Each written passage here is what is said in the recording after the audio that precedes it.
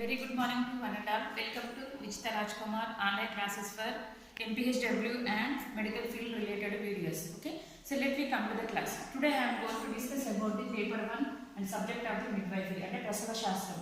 Nursing subject lo 3 subjects anukunnam. Main 3 subjects. First one is a midwifery. Okay. Second one is a child health nursing. And third one is a health center management. Okay. Prasava Shastramu మరియు పిల్లల ఆరోగ్య పరిచర్య. Next one is ఆరోగ్య కేంద్ర నిర్వహణ. ఈ 3 subjects అనేవి నర్సింగ్లో ఉన్న 3 సబ్జెక్ట్స్. ఓకే, ఆల్రెడీగా లాస్ట్ సబ్జెక్ట్ అనేది పేపర్ 3 అనేది ఆల్రెడీ క్లాసెస్ తీసుకుంటున్నాను. So today I want take the subject of the midwifery అంటే ప్రసవ శాస్త్రం గురించి ఈరోజు చెప్పదలుచుకున్న class. Okay, it's clear. Okay, ముఖ్యంగా the midwifery it's mainly defined as or it is mainly deals with the antenatal,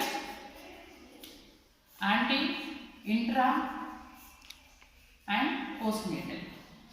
So midwifery mainly deals with the antenatal, intranatal and postnatal. అంటే ముఖ్యంగా ఈ ప్రసవ శాస్త్రం అనేది గర్భవతిగా ఉన్నప్పుడు, అదేవిధంగా ప్రసవ సమయంలో, ప్రసవం తర్వాత, ఓకే, ఈ మూడింటి గురించి తెలిపే శాస్త్రాన్ని మనం ఏమనుకున్నామంటే ప్రసవ శాస్త్రం అనుకుంటాం. గర్భవతిగా ఉన్నప్పుడు ఎలాంటి లక్షణాలు ఉంటాయి, ఎలా గుర్తించవచ్చు, ఏ విధంగా దాని గర్భవతాన్ని నిర్ధారించడానికి కావాల్సిన పరీక్షలు ఏంటి, వాళ్ళకి చేయవలసిన సలహాలు కానీ, పరిచర్యలు కానీ, జాగ్రత్తలు కానీ, ఓకే, వాళ్ళకి ఎలాంటి అవసరాలు, వాళ్ళ యొక్క ఆ సమయంలో వాళ్ళకి ఎలాంటి కౌన్సిలింగ్ కానీ సపోర్ట్ కానీ అవసరమో, సో దానిలో మనతో పాత్ర అయ్యే దాని గురించి తెలియదు. నెక్స్ట్ ఇంటర్నెట్ అంటే ప్రసవ సమయంలో, సో డెలివరీ సమయంలో కూడా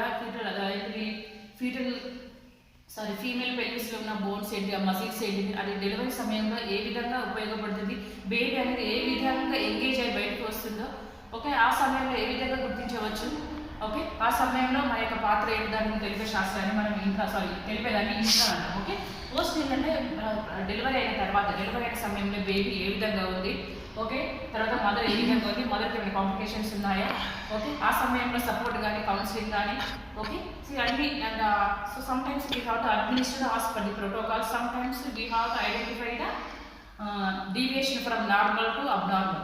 ఇలాంటి సమయంలో మన దగ్గరున్న వాళ్ళకి కావాల్సిన అన్ని పరిచర్యలు, సలహాలు అందించేదాన్ని దానికి తెలిపే శాస్త్రాన్ని మనం మిడ్వైఫరీ అంటాం. ఒక ప్రసవ శాస్త్రం main deals with the anti, intra, postnatal. గర్భవతిగా ఉన్నప్పుడు, ప్రసవ సమయంలో, ప్రసవం తర్వాత. It's clear to everyone. Okay, so ఇందులో అంటే ముఖ్యంగా ఏంటంటే we have as a health care worker we have to identify the deviation from normal to abnormal. అంటే మన ఆల్రెడీగా మన ఫస్ట్ ఇయర్లోనే మనం అన్ని అనాటమీ అండ్ ఫిజియాలజీ చదువుకున్నాం, అవునా కదా? అంటే శరీర ధర్మశాస్త్రం ఏంటిది, అది పనిచేసే విధానం ఏంటి తెలుసుకున్నాం. కాబట్టి నార్మల్గా మనకు ఆల్రెడీ ఐడియా ఉంది. కాబట్టి సెకండ్ ఇయర్కి ఏమి ఇచ్చారు, అబ్నార్మల్ కండిషన్స్. కొన్ని అబ్నార్మల్గా ఉన్నప్పుడు, నార్మల్గా తెలిసినప్పుడు మనం ఈజీగా ఆటోమేటిక్గా అబ్నార్మల్ ఈజీగా ఐడెంటిఫై చేయగలం. కాబట్టి so we have to get the knowledge from the previous knowledge. అంటే మన ప్రీవియస్ నాలెడ్జ్ మనము అలా అడాప్ట్ చేసుకొని ఈజీగా మనం ఏంటి అలర్ట్గా ఉండి మన అబ్నార్మల్గా ఉన్న ప్రాబ్లమ్స్ని ఐడెంటిఫై చేసి మన మధ్య సహాయంగా, మన మధ్య సలహాలు కానీ, సపోర్ట్ కానీ మనం అందించినట్టు we can save the life of the mother as well as the baby. It's clear. So this is the little bit brief description about the midwifery. It's clear. ఎందుకంటే కొంతమంది కామెంట్ చేశారు, మళ్ళీ ఒకసారి మిడ్వైఫరీ సిలబస్ పెట్టమని చెప్పారు. So వాళ్ళ కోసం మళ్ళీ ఈ యొక్క సిలబస్ అనేది చెప్పడం జరుగుతుంది. It's clear. ఓకే, పిల్లవాళ్ళు మళ్ళీ ఒకసారి వినండి. ఇంకా డౌట్స్ ఉంటే you can keep on comment box. It's clear. Okay, so let me see the syllabus. Okay, ఈ midwifery syllabus అనేది 9 యూనిట్స్ గా డివైడ్ చేయడం జరిగింది. ఎందుకంటే ఇక్కడ మీరు నేర్చుకోవాల్సిన ముఖ్య విషయం ఏంటంటే టెక్స్ట్ బుక్ లో చాప్టర్స్ అనేవి డిఫరెంట్ గా ఉంటాయి, సిలబస్ లో డిఫరెంట్ గా ఉంటాయి. అర్థమవుతుందా? ఎందుకంటే టెక్స్ట్ బుక్ లో ఉన్న ప్రతి క్వశ్చన్ అనేది ఇంపార్టెంట్ కాదు. ఎందుకంటే మన నాలెడ్జ్ అనేది ఇంప్రూవ్ చేసుకోవడానికి మాత్రమే ఈ సిలబస్ టెక్స్ట్ బుక్స్ అనేది ఉపయోగపడతాయి. ఓకే, కానీ క్వశ్చన్ పేపర్ అనేది సిలబస్ పర్టికులర్ ఒక సిలబస్ అనేది అకార్డింగ్ టు ఏంటి బోర్డ్ ఆఫ్ ఇంటర్మీడియట్ అనేది విడుదల చేసింది. కాబట్టి దాని ప్రకారంగా చదివినట్టయితే we can get the good marks, we can get the highest marks also. Definitely we can pass.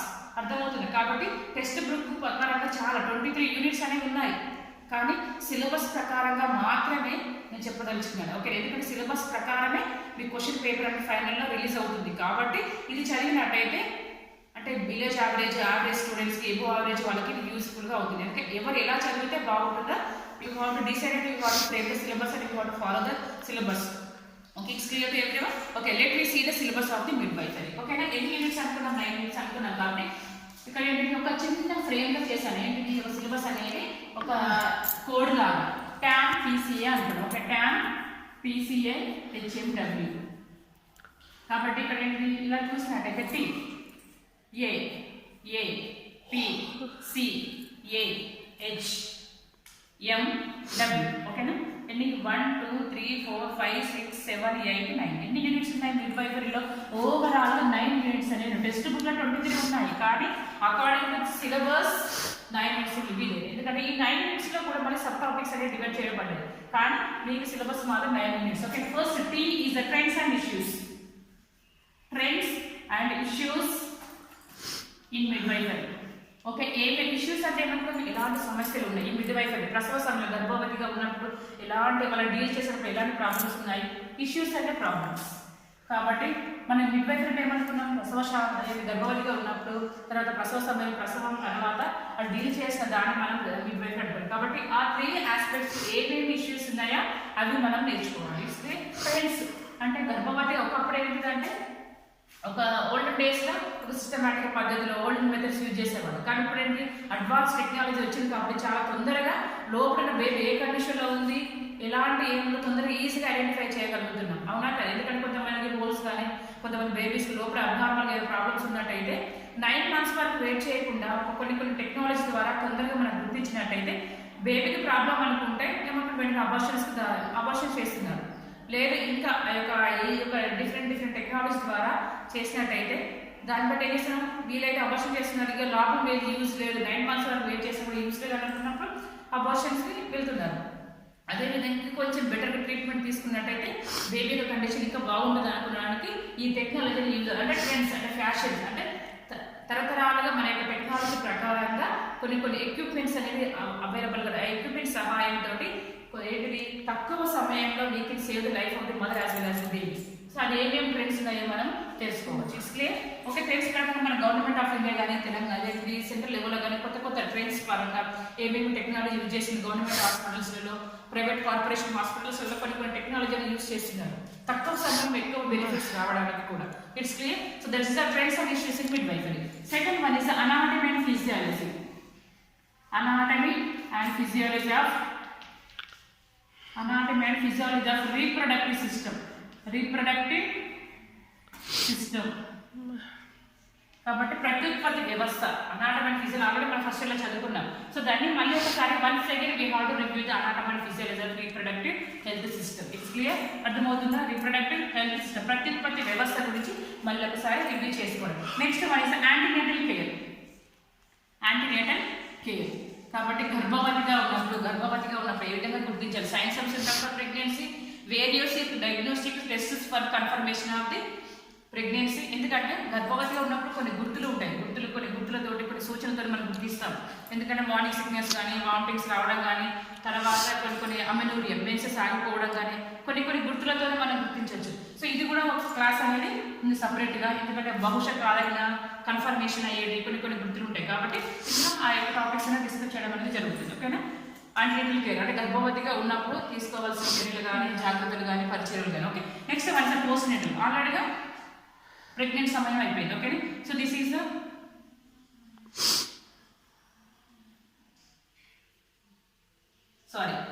ఇక్కడ రాయడం మర్చిపోయింది, sorry. N for normal labour.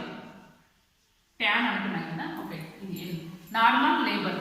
So గర్భవతికి తర్వాత నెక్స్ట్ స్టెప్ ఏంటి? ప్రసవ సమయం, నార్మల్ లేబర్. కాబట్టి నార్మల్ లేబర్ అంటే మెకానిజం ఏ విధంగా ఉంది, ఒక ఏ మూమెంట్స్ని బట్టి నార్మల్ లేబర్ అయ్యే ఛాన్సెస్ ఉంటాయి, ఏ విధంగా ఉంటుంది, దాని స్టెప్ బై స్టెప్ ఏంటిదో, ఆ మెకానిజం ఏంటిదో, స్కీమాటిక్ మేనేజ్మెంట్ ఏంటిదో ఈ ఇంట్లో డిస్కస్ చేయడం అనేది జరుగుతుంది కొన్ని సిమ్టమ్స్ ద్వారా.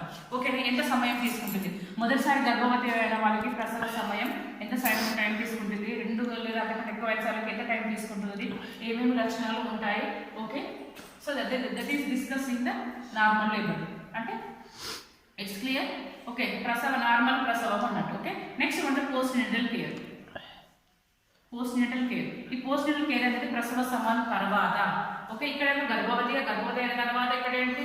ప్రసవ సమయం. ఇది ప్రసవ సమయం అయిన తర్వాత బేబీ ఏ విధంగా ఉంది, బేబీ కంప్లీట్గా కట్ చేసినప్పుడు ఏ విధంగా ఉంది, ఏమైనా బ్లీడింగ్ ఉందా, బేబీకి పీపీహెచ్ అని పోస్ట్ పార్టం కొంచెం ఓవర్ బ్లీడింగ్ అవుతూ ఉంటుంది డెలివరీ అయిన తర్వాత కూడా. ఒక బేబీ ఏ విధంగా ఉంది, పుట్టిన వెంటనే 1/2 అవర్కి పాలు తాగిస్తున్నారా లేదా. ఓకే, దాని గురించి మొత్తం post natal adviser, support and everything. Okay, post natal care. Okay, బాలింత కాలం అంటుంది. ఇది గర్భవతి కాలము, ఇది ప్రసవ సమయంలో, ఇది బాలింత కాలం. Next one is care of newborn baby. Care of newborn baby. కాబట్టి బేబీ కండిషన్ ఇందులో ఏంటంటే based on the Apgar score అనేది పుట్టిన వెంటనే 3 minutes లేదా ఏం చేస్తారు, దీన్ని అబ్గార్ స్కోర్ చెక్ చేసి బేబీ కండిషన్ ఏ విధంగా ఉందో అని చెక్ చేయడానికి ఉపయోగిస్తారు. ఓకేనా, care of newborn baby. Okay, అప్పుడే పుట్టిన బిడ్డ యొక్క జాగ్రత్తలు.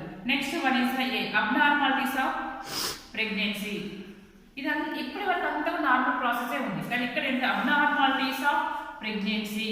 ఓకే, గర్భవతిలో ఉండే అసాధారణలో ఏంటిది అబ్నార్మాలిటీస్ ఆఫ్ ప్రెగ్నెన్సీ. ఎలాంటి కాంప్లికేషన్స్ కూడా దాన్ని ఆర్డర్ ఏంటి అనుకుంటాం, అసాధారణంగా ఉన్న గర్భధారణ. ఓకేనా, ఎందుకంటే హైడ్రాటిక్ మోల్ కానీ వెసిక్యులర్ మోల్స్ కానీ, ఓకే పిఐహెచ్ కానీ ఎక్లాంప్స్ కానీ ప్రీ ఎక్లాంప్స్ కానీ చాలా రకాల షుగర్ కానీ బీపీ కానీ అలాంటివన్నీ అదర్ కాంప్లికేషన్స్ ఆ సమయంలో ఎలా గుర్తించడం, ఎలాంటి జాగ్రత్తలు ఇవ్వడం, దాని గురించి డిస్కస్ చేసేదాన్ని అబ్నార్మాలిటీస్ ఆఫ్ ప్రెగ్నెన్సీ అని అంటారు. Okay, last H for high risk labour and management. High risk labour and management. ఇక్కడ హై రిస్క్ అంటే ప్రమాదం ఎక్కువగా ఉన్న కేసెస్. అసలు ఈ అసాధారణ ప్రెగ్నెన్సీగా ఉన్న వాళ్ళ తర్వాత వాళ్ళకి ఎలాంటి కేర్ ఇవ్వాలి, అదేవిధంగా ప్రసవ సమయంలో లేబర్ అంటే కొన్ని డెలివరీ అయ్యే సమయంలో రిస్క్ గుర్తించాలి వెంటనే. హై రిస్క్ కేసెస్ ఏ విధంగా ఉన్నది, ఏ విధంగా మానిటర్ చేయాలి, బేబీకి కానీ తల్లికి కానీ ఎలాంటి కాంప్లికేషన్స్ లేకుండా ఏ విధంగా మేనేజ్ చేయడం. ఓకే, ఆ యొక్క సిచ్యువేషన్ మనం ఎలా కోపప్ చేసుకుని బయటకు రావాలి అంటే బిడ్డ సేఫ్గా ఉండాలి, తల్లి కూడా సేఫ్గా ఉండాలి. కాబట్టి రిస్క్ అనేది మనం ఈజీగా ఐడెంటిఫై చేయగలం. Identify the deviation from normal to abnormal in the labour as well as the preparing process also. ఓకేనా, డెలివరీ సమయంలో గుర్తించాలి, అదేవిధంగా ప్రిపేర్ సమయంలో అంటే దాని యొక్క మేనేజ్మెంట్ మన యొక్క పాత్ర ఏంటి దాన్ని. Okay, next one is M for medical and surgical interventions. Medical and surgical interventions in midwifery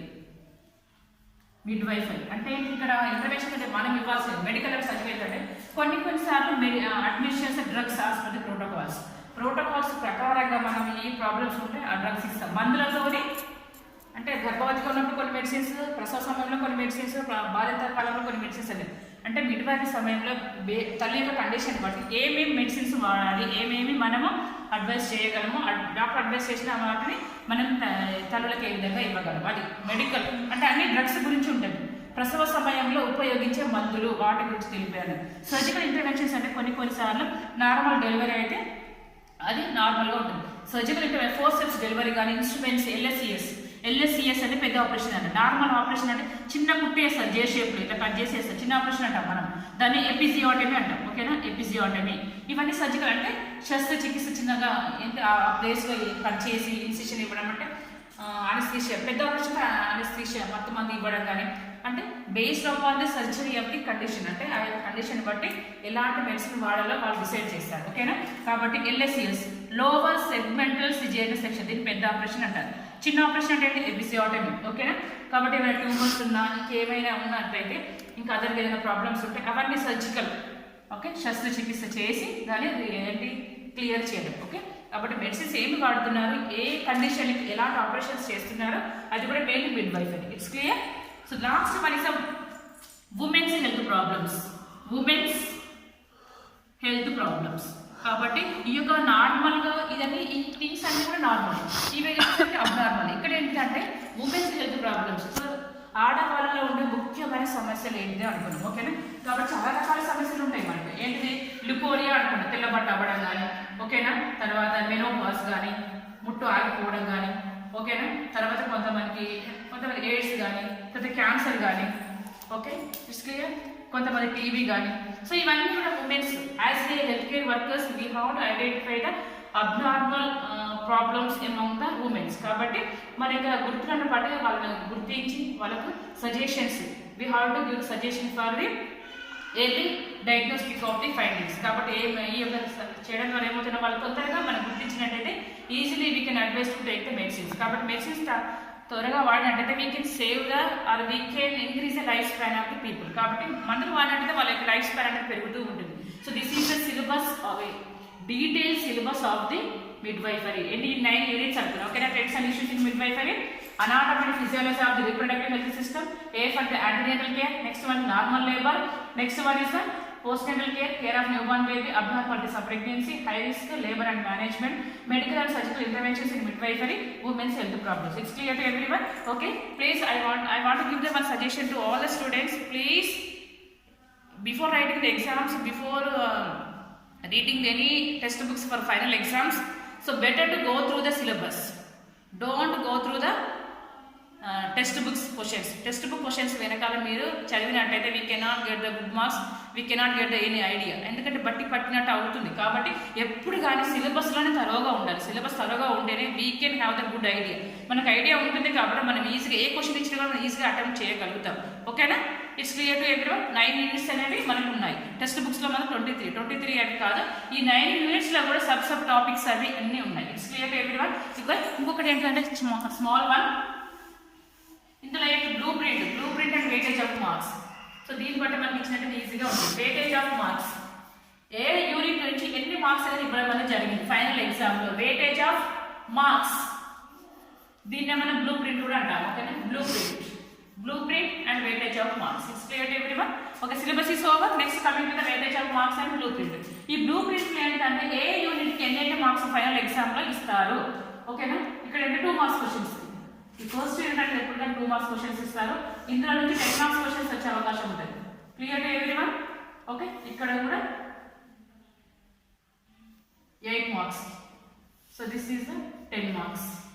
okay, so this is the పోస్ట్నేటల్లో 4 marks. Okay, care of new బార్న్లో ఇందులో కంబైన్ చేసేస్తారు కాబట్టి ఇందులో పర్టికులర్గా ఏమి ఉండదు. అబ్నార్మలిటీస్ ఆఫ్ ప్రెగ్నెన్సీలో 6 మార్క్స్, హై రిస్క్లో 10 మార్క్స్ ఉంటాయి. ఓకే, మెడికల్ అండ్ సర్జికల్ ఇంటర్వెన్షన్స్లో 8 marks and last one is 10 marks. It's clear. ఇక first unit 10 marks 2 marks, second unit 10 marks questions కంపల్సరీగా వస్తుంది ఏదైనా. యాంటీనేటల్ గురించి కంపల్సరీ 8 మార్క్స్. పోస్ట్నేటల్లో నార్మల్ లేబర్ 10 మార్క్స్ క్వశ్చన్స్. పోస్ట్నేటల్లో అంతగా ఇంపార్టెంట్ ఏమీ రావు కాబట్టి అందులో postnatal 4 marks. Care of new బార్న్లో ఇంతగా ఎక్కువ ఏ క్వశ్చన్స్ రాకపోవచ్చు. ఇది అంతగా ఎక్స్పెక్టెడ్ క్వశ్చన్ ఏం కాదు యూనిట్ కాబట్టి మిగతా 2 marks, 10 marks, 8 marks, 10 marks, 4 marks, 6 marks. Okay, 8 marks. So ఇక్కడ 10 మార్క్స్, ఇది 8 మార్క్స్, ఇది 10 marks. Is clear. So this is the weightage of marks and blue print. ఓకేనా? ఇందులో ఏమి ఇచ్చారంటే మళ్ళీ ఇందులో 2 మార్క్స్ క్వశ్చన్స్ ఇస్తారు. 1 మార్క్, ఇందులో 1 మార్క్. ఇందులో ఆల్మోస్ట్ అన్ని 1 మార్క్ వచ్చే అవకాశాలు ఎక్కువగా ఉంటాయి. అన్ని 1 ప్రతి యూనిట్లో. షార్ట్ ఆన్సర్స్కి ఏదైనా ఒకటి అన్నారు. 1 మార్క్ అని కాదు, సారీ, షార్ట్ ఆన్సర్స్ 2 అనుకున్నాం కాబట్టి ఏదైనా ఒకటి వచ్చే అవకాశం ఉంటుంది ప్రతి యూనిట్ నుంచి కూడా కామన్గా. ఓకేనా? ఇంకేంటంటే ఇక్కడ ప్రాబ్లమ్స్ క్వశ్చన్స్. అందులో మన యొక్క పాత్ర ఏంటి, అందులో what are the problems are they, so define the complications of the pregnancy, అలాంటి కొన్ని ప్రాబ్లమ్ బేస్డ్ క్వశ్చన్స్ అనేవి అన్ని క్వశ్చన్స్. ఫస్ట్ యూనిట్లో ఏమి ఉండదు, సెకండ్ యూనిట్లో కూడా ఏమి ఉండదు, లాస్ట్ యూనిట్ అన్నింటిలో కూడా ఒక ఎక్స్పెక్టెడ్ క్వశ్చన్ వచ్చే అవకాశాలు ఎక్కువగా ఉంటాయి. కాబట్టి దీనికంటే ముఖ్యంగా మీకు తెలియాల్సింది ఇది వెయిటేజ్ ఆఫ్ మార్క్స్ ఒకటే ఇంపార్టెంట్. అందుకే దీన్ని ఎక్కువగా ప్రెస్ చేయడం అనేది జరిగింది. Okay, it's clear. Weightage of marks. Okay, and next one is question paper discuss చేసినట్టయితే. So each question paper in all the nursing subjects, the question paper will comes like question paper contains section A and B. Question paper contains two sections, sections A and B. కాబట్టి ప్రతి nursing 3 subjects కూడా so ఏంటి sections A and B ఉంటాయి. ఓకేనా? ఈ section A లో ఏంటంటే section A contains, section A లో ఎన్ని ఇస్తారు క్వశ్చన్స్, 10 క్వశ్చన్స్ ఉంటాయి. ఓకే, ఇట్లా 1 2 3 4 5 6 7 8 9 10 ఎన్ని ఉంటాయి ఇక్కడ, 2 3 4 5 6 10 వరకు. సెక్షన్ A లో ఏంటి 10 క్వశ్చన్స్ ఉంటాయి. ఒక్క క్వశ్చన్ కి ఎన్ని marks, each question carries 2 marks, each question carries 2 marks. ఇవన్నీ షార్ట్ ఆన్సర్స్. సెక్షన్ A ఏంటిది, షార్ట్ ఆన్సర్స్ అనేవి. It's clear, short answers. కాబట్టి అన్ని attempt, the student has to answer all the questions, there is no choice. అన్ని attempt చేయగలగాలి, all the questions she has to attempt. కాబట్టి ఎన్ని ఇచ్చారు questions, 10. ఒక క్వశ్చన్కి ఎన్ని మార్క్స్, 2 మార్క్స్. కాబట్టి 10 into 2 20. ఇట్స్ క్లియర్, అర్థమవుతుందా? Okay, next coming to section B. Section బిలో section B contains 8 marks, sorry 8 questions, 8 questions. ఇక్కడ 10 క్వశ్చన్స్ ఉంటాయి, ఇక్కడ 8 క్వశ్చన్స్ ఉంటాయి. ఓకేనా? ఈచ్ క్వశ్చన్ క్యారీస్, ఒక్క క్వశ్చన్కి ఎన్ని మార్క్స్? 6 మార్క్స్ ఉంటాయి. Student has to write 5 attempt చేయగలగాలి. Okay, she has to attempt only 5 అంటే 1 2 3 4 5 6 7 8. 3 అనేది చాయిస్, 3 అనేది ఏంటి ఇక్కడ? చాయిస్. ఎన్ని క్వశ్చన్స్ అటెంప్ట్ చేయగలగాలి? 5 క్వశ్చన్స్. కాబట్టి ఈచ్ క్వశ్చన్ క్యారీస్ ఎన్ని మార్క్స్? 6 మార్క్స్ అనుకున్నా కదా. ఇక్కడ 6 × 5, 6 × 5 అంటే 30. ఓకే, ఇక్కడ section A 20 marks, section B section A ఎన్ని మార్క్స్? 20 మార్క్స్, సెక్షన్ బి ఎన్ని marks? 30. So total 50 marks. Okay, final exam లో క్వశ్చన్ పేపర్ అనేది 50 మార్క్స్ అలాట్ చేయబడి ఉంటుంది. Okay, so once again I review this syllabus. Question paper contains sections A and B. Section A లో ఎన్ని questions ఉంటాయి? 10 questions ఉంటాయి. ఓకేనా? 10 క్వశ్చన్స్లలో కూడా ఒక క్వశ్చన్కి ఎన్ని మార్క్స్? 2 మార్క్స్. కాబట్టి అన్ని క్వశ్చన్స్ రాయాలి. కాబట్టి 10 × 2 20 మార్క్స్. ఓకేనా? సెక్షన్ ఏ అయిపోయింది. సెక్షన్ ఏ ఎన్ని మార్క్స్కి? 20 మార్క్స్. సెక్షన్ బి ఏంటిది? 8 క్వశ్చన్స్ ఇస్తారు. ఎన్ని క్వశ్చన్స్ ఇస్తారు? 8. ఆ 8 రాయాల్సిన ఎన్ని క్వశ్చన్స్ మనము? ఓన్లీ 6 సరే 5 మాత్రమే అటెంప్ట్ చేయగలగాలి. 8 క్వశ్చన్స్ ఇస్తే అందులో మనం రాయాల్సిన ఓన్లీ 5. 3 అనేవి చాయిస్. కాబట్టి ఒక్క క్వశ్చన్కి ఎన్ని మార్క్స్? 6 మార్క్స్. కాబట్టి 6 × 5 30. Section B 30. కాబట్టి 20 + 30 ఎంత? 50 marks. Is clear to everyone? So this is the exam pattern of the nursing subjects. అన్ని నర్సింగ్ సబ్జెక్ట్స్కి, ఇట్ మే బి మిడ్వైఫరీకైనా, చైల్డ్ హెల్త్ నర్సింగ్ అయినా, HCM అయినా, అన్నిటికైనా ఒకటే క్వశ్చన్ పేపర్. క్వశ్చన్స్ డిఫరెంట్గా ఉంటాయి కానీ క్వశ్చన్ ప్యాటర్న్ అనేది సేమ్గా ఉంటుంది. It's clear to everyone? ఎందుకంటే HCMలో నేను సిలబస్ క్వశ్చన్ పేపర్ అనేది డిస్కస్ చేయను, అందుకని ఈ పేపర్లో డిస్కస్ చేయాలి. కానీ this is applicable to all the nursing subjects అన్నిటికీ అప్లికేబుల్ అవుతుంది కాబట్టి. ఓకేనా? ఇంకొకటి ఏంటంటే learning objectives. Last session learning objectives అంటే as a student what we how to learn. మనం ఎందుకు ఈ మిడ్వైఫరీ చదవాలి, ఇందులో చదవాల్సిన ఉద్దేశం ఏంటిది అని అంటే, ఆల్రెడీ మనం అనాటమీ అండ్ ఫిజికల్ ఫస్ట్ ఇయర్లో చదువుకున్నాం. ఆ చదువుకున్న దాన్ని మనం అబ్నార్మల్గా ఏ సెకండ్ ఇయర్లో మనకి ఎందుకు యూజ్ అవుతుంది? As a health care provider we have to identify the normal and abnormal things. ఓకేనా? ఇక్కడ ఏంటంటే ముఖ్యంగా on the completion of the course the student has to able to finish all the things. Me syllabus అయిపోయేసరికి ఈ అన్నింటిలో మీకు ఒక knowledge అనేది వచ్చి ఉండాలి. That is the main objectives. మనం ఏదో వచ్చామో చదివామో వెళ్ళిపోయామో అనేది కాదు. ఈ సిలబస్ అంతా అయిపోయేంత వరకు కూడా ఎవరైనా అడిగినా కూడా you must tell the answers. Okay, that is the main objective. అంటే చదవడం యొక్క ఉద్దేశం ఏంటిది అని అంటే, చదివిన తర్వాత కూడా we have to get the knowledge, we have to adopt our knowledge in the practical way. మనం నేర్చుకున్న ప్రతి ఒక్కటి కూడా ఒక ప్రాక్టికల్ రూపంలో దాన్ని అలవర్చుకొని మనము throughout our life, throughout our career, when you are doing our job also we have to implement in our practical way. అందుకని ఏంటంటే ఇక్కడ ఏమేమి we have to able to explain the we have to able to explain the anatomy and physiology of the reproductive health system. కాబట్టి ఏంటిది?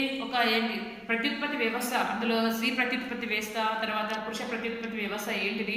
Okay, అందులో ఉన్న అవయవాలు ఎన్ని అవయవాలు ఉన్నాయి, ఎక్కడెక్కడ ఉన్నాయి, చేసే ఫంక్షన్స్ ఏంటిది, అది ముఖ్యంగా తెలుసుకోగలగాలి. ముఖ్యంగా ఏంటంటే స్త్రీ ప్రత్యుత్పత్తి వ్యవస్థ అనేది చాలా ముఖ్యమైన పాత్ర వహిస్తుంది. ఎందుకంటే ప్రసవ శాస్త్రం అనేది depends upon the female reproductive system. కాబట్టి అందులో ఏమేమి అవయవాలు ఉన్నాయి, అందులో చేసే ఫంక్షన్స్ ఏంటిది, ఓకే, నార్మల్ ప్రాసెస్ ఏంటిది.